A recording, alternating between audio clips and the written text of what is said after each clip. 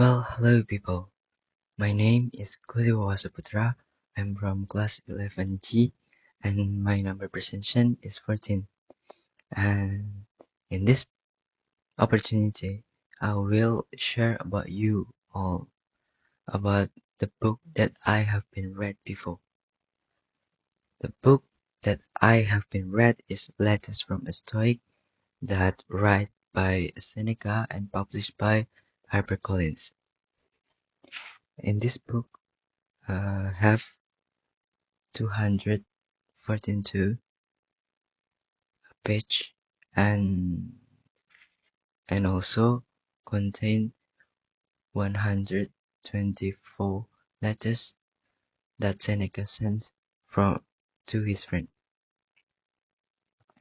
And also I have a summary from that book, a little summary. And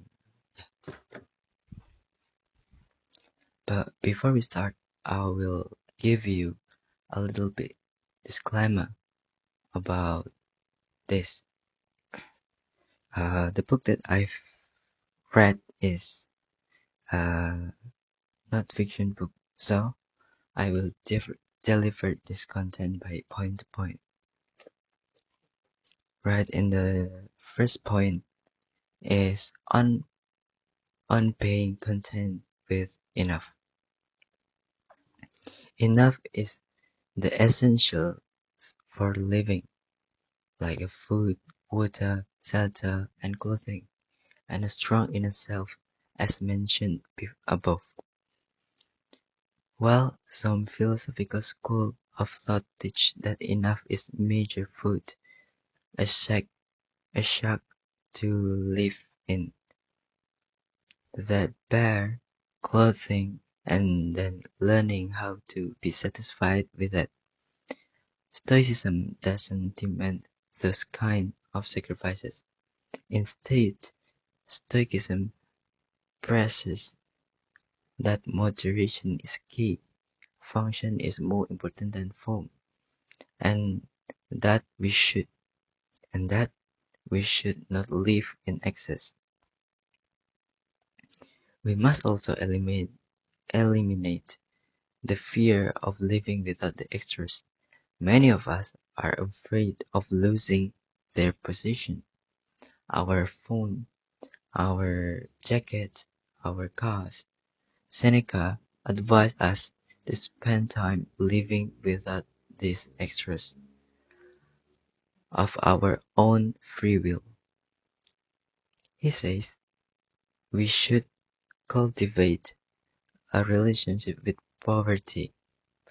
In a modern context, we might experience going without our computers, our phone, our TV, and intentionally fasting from time to time.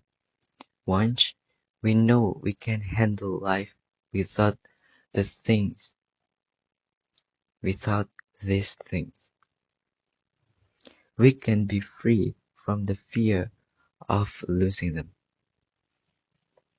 And finally, we should always remind ourselves that it doesn't matter how cool our things are or exotic our surroundings are. If we are miserable with ourselves, we will be miserable wherever we go. On top of being happy with the essentials, developing our inner self is a key. Seneca has advice on how to do that as well. Let's move to the part 2 on developing our inner selves. Developing our inner self is a lifelong process that we must always work at. How many of us have put off mental health practice because we don't have a time, or find that thought of meditating when we are busy more stressful than useful? Seneca insists that these are not worthy excess.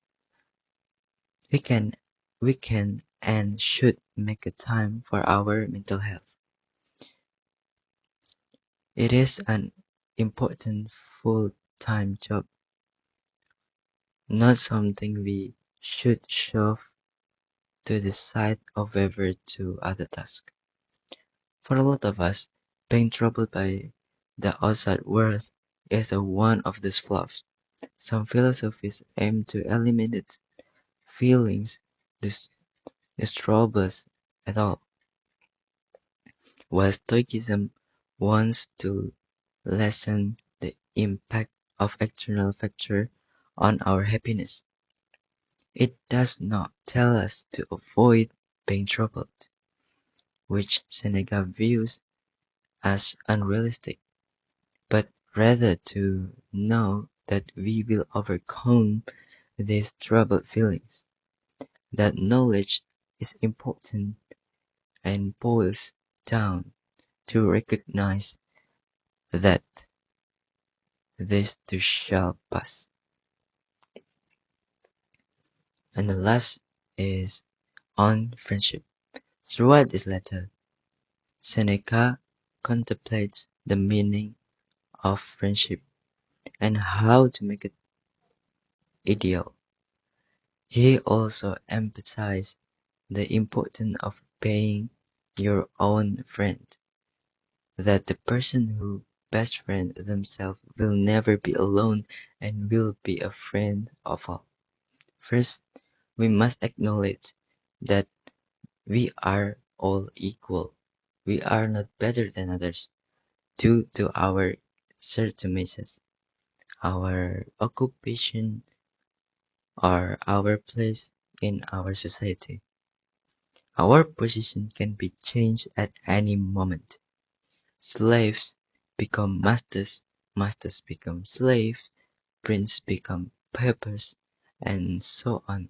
We should not look down on any based on our current, possible, possibly temporary position. We are not only better than one another due to the contents of our character, nothing more and nothing less. And then we must judge who is worthy of being our friends. The masses are not our friends. We should be cautious. We should be cautious of their influence. Crowds can lead us enlarge in our vices in ways we may not on our own. Think of being encouraged to down shot after shot in a party, or the moods or the moves of all gathering their pitchforks in united bloodlust.